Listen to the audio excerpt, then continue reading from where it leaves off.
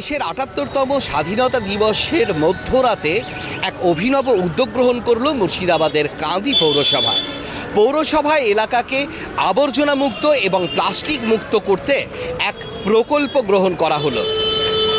এর আগেও পৌরসভার পক্ষ থেকে শহরকে আবর্জনা এবং প্লাস্টিক মুক্ত করতে একাধিক পদক্ষেপ গ্রহণ করা হয়েছিল, তবে সাধারণ মানুষের কাছ থেকে সেভাবে সাড়া না পাওয়ায় সেই প্রকল্প মুখ থুবড়ে পড়েছে।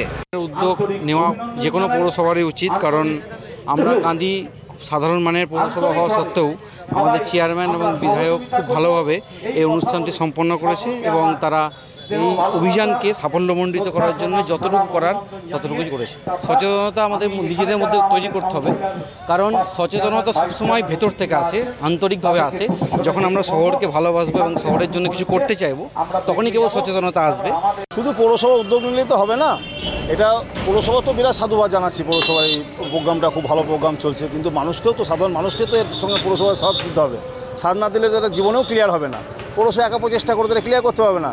এটা সাধারণ নাগরিক যদি সাহায্য করে পৌরসভাকে, অবশ্যই পৌরসভার এই প্রোগ্রাম সাকসেস হবে। কাঁদি পৌরসভা 3 বেলা শহরের কনজারভেন্সি চালু থাকছে। আগামী দিনেও এই পরিষেবা ব্যাপকতর হবে। 22টা চিহ্নিত এলাকা এই শহরের পরিষ্কার শুরু হয়েছে, প্রতিদিন রাত্রে চলবে। ধীরে ধীরে শহরের প্রতিটি অলিগলিতে এই পরিষেবা পৌঁছে দেবে কাঁদি পৌরসভা। পৌরসভার এই উদ্যোগকে সাধুবাদ জানিয়েছেন এলাকার শুভবুদ্ধি সম্পন্ন মানুষজন। তবে সাধারণ মানুষ যতদিন না সচেতন হচ্ছে, ততদিন কিন্তু এই পৌরসভায় এলাকাকে আবর্জনা এবং প্লাস্টিক মুক্ত করা সম্ভব নয়, এমনটাই মনে করছেন ওয়াকিবহাল মহল। আমার শহর কাঁদি থেকে ক্যামেরায় জয়ন্তর সঙ্গে অভিজিৎ ঘোষ, কলকাতা টিভি।